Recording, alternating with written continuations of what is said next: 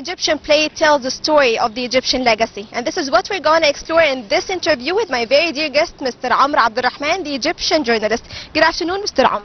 Well, good afternoon to you. Hello to you and the dear viewers. Thank you so much. Such an honor to have you with us. And first of all, I'm talking here about the Egyptian food and the legacy that it tells. What stories does the Egyptian food tell about the Egyptian history? Just like each and everything here in Egypt has its own sense, has its own touch, has its own culture. So that's, we're talking about food, and food has the same personality, the Egyptian personality. And I believe, I'm one of the believers that the Egyptian kitchen is the mother kitchen of all kitchens in the world. I believe that all the kitchens, whether the Turkish, the Syrian, whether the African, the Arabian, has taken from our own products, our own ideas, our own touches of personality. We have our own history, and of course, as the mother of the whole world, Egypt has delivered and taught the world how to eat, and how to eat in elegance, how to eat in a sophisticated way, how to represent a personality, and not just showing off. It's a matter of personality, how to express your environment, your personality, how your culture, your connection with the earth, with the atmosphere, the people, the kind and the kind of people here. We have that kind personality, that civilized personality that appears in how to eat, how to eat. And we have, of course, occasions.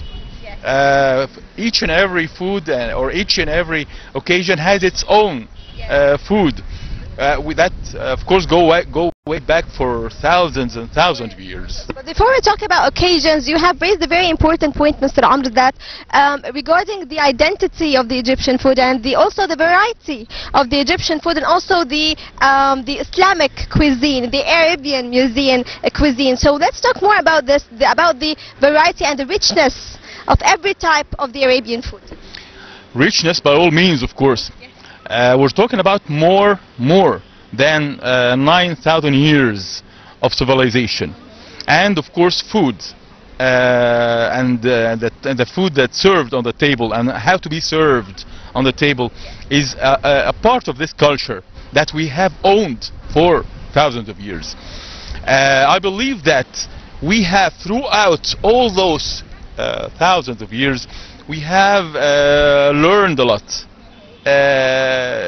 explored a lot, and developed a lot about how to eat, how to choose the food that is proper for the occasion, or for the day, or for the morning, for the afternoon, how to drink, what to drink. And I believe this is, we need to make a call for the Egyptians here to realize that our own personality, our own specialized food that we really have created, that's the kind of food that we belong to and belong to us. And instead of going out or thinking of the Western food or the Eastern food, here the Egyptian food is the most delicious, special, has its own variation. We have things, maybe some foods from there or here or there, maybe more delicious, but there's nothing like the Egyptian food with its own identity, with its own variation, and the celebrations that go all the way around it. When we try to sense the identity of the Egyptian food, we also we have to go for the street food, because the street food it always shows the spirit of Egypt, and that's why always tourists include it in their programs to try the Egyptian food through street food. So my question here is, how is the street food and the street vendors could be of a great value to the indirect economy when it comes to the tourism sector? We had maybe the first franchise in the whole world. I'm talking about the street foods here, without declaring, without agreeing between the salesmen or the people who sell it. We had the first franchise, really. If we talk about some special foods, we would find the same kinds in some special places, like in Hussein, like in Al-Azhar, like in Mu'izz Street. We have some sorts, specific sorts of foods.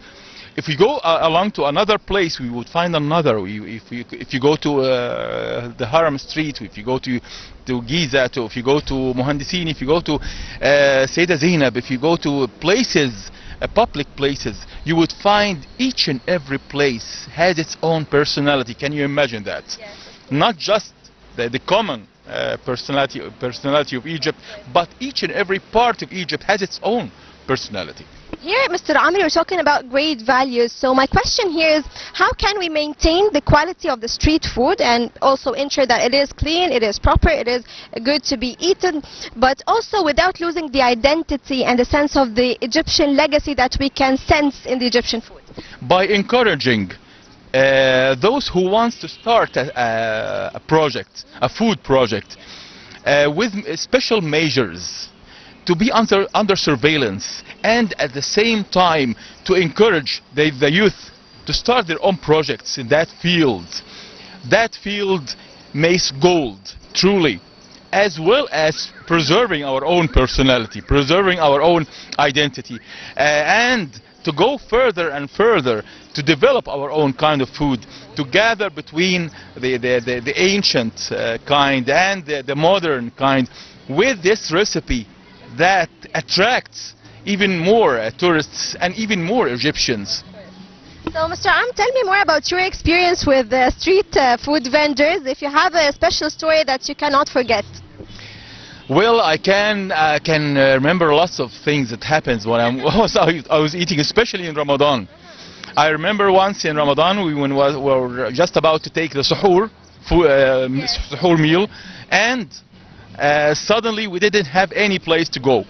So we didn't have but a street car that sells beans, and we have eaten from there, and we were so happy. We didn't have any we took it all by surprise. Yes. With happiness, and gladly we have enjoyed the meal, and of course that's such memories we can never forget. It's a part of our own history, our own personality. And this is a very good timing to ask you about the occasions that are related to food, especially Ramadan. Ramadan, we have a very strong connection with food when it comes to Ramadan, the suhoor meal that we can only have in Ramadan. So what emotions do you experience in such special timing? In such special times, of course, we have our own special meals in Ramadan and in the feast. But I can give you a surprise here. There is a history for the feast cakes. It was created by the Egyptians after we have conquered the Hyksos from Egypt, and the Egyptians has welcomed the queen Iyahotep, who is the mother of Ahmos I, who have conquered the Hyksos, and we have the Egyptians. I'm talking about my grandfathers, of course. We have spreaded cakes and said that them with singing Wahwi ya Wahwi. That is a hieroglyphic tone and a hieroglyphic meanings. It means the moon has come. We're talking about they are welcoming the queen, of course. We have each and every traditional meal has its own history, and we have the oldest history of all. Egyptians are just like ancient Egyptians. They always stick to history, stick to traditions, they maintain them. So we have so many meals that are very old. They date back to very old timings, and we still consume them until this day. How do you comment on this, and what does that reflect regarding the Egyptian identity? I don't believe that Egyptians realize that most of the foods that we are eating right now, I'm talking about the traditional foods, of course, are the same thing that our grandfathers has eaten since ancient times. So that's a part of our history, and this is something to preserve, to be proud of.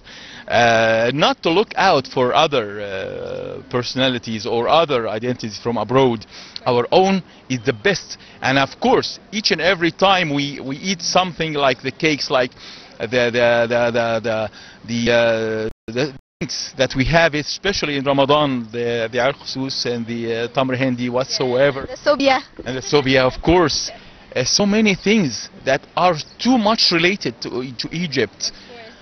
I would like also to say Misr, because it's also originally called Misr. So Egypt has this personality that appears in each and every drink, sip of water, sip of drink we have, each and every bite we can get from a meal. Mr. Abdel Rahman, the Egyptian journalist, this interview, I wish it could last for hours. I really enjoyed it so much, and always talking about Egyptian food is very interesting. So I would like to thank you so much for being here with us on Nile Cruise Show. It was always mine. Thank you so much. Thank you for having me. Short break, and we will be right back to this episode of Nile Cruise Show.